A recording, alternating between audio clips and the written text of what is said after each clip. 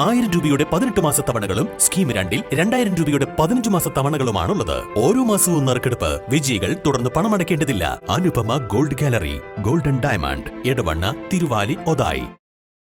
മമ്പാട് പാലപ്പറമ്പിൽ തോട്ടിൽ ശുചിമുറി മാലിന്യം തള്ളിയ സംഭവത്തിൽ 3 പേർ അറസ്റ്റിൽ. ശുചിമുറി മാലിന്യങ്ങൾ തള്ളിയ നിരവധി കേസുകളിലെ പ്രതികളാണ് പിടിയിലായത്. മാലിന്യം തള്ളാൻ ഉപയോഗിച്ച വാഹനങ്ങളും പോലീസ് പിടിച്ചെടുത്തു.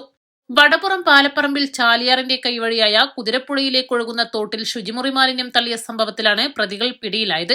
മാലിന്യം കൊണ്ടുവന്ന ടാങ്കർ ലോറി ഉടമ മഞ്ചേരി രാമൻകുളം സ്വദേശി പൂളക്കുന്നൻ ഷാജഹാൻ, എളങ്കൂർ മഞ്ഞപ്പറ്റ സ്വദേശികളായ ചെങ്ങരായി മുഹമ്മദ് നിഷാദ്, തേനേമൂച്ചി മുഹമ്മദ് ഷാഹിർ എന്നിവരെയാണ് നിലമ്പൂർ പോലീസ് ഇൻസ്പെക്ടർ സുനിൽ പുളിക്കലിന്റെ നേതൃത്വത്തിൽ പിടികൂടിയത്. കഴിഞ്ഞ 16-ന് പുലർച്ചെ 4 മണിയോടെയാണ് കേസിനാസ്പദമായ സംഭവം നടന്നത്. ടാങ്കർ ലോറിയിലെത്തിച്ച ശുചിമുറി മാലിന്യം പ്രദേശവാസികൾ കുടിക്കാനും കുളിക്കാനും ഉപയോഗിക്കുന്ന തോട്ടിലേക്ക് മോട്ടോർ ഉപയോഗിച്ച് പമ്പ് ചെയ്യുകയായിരുന്നു.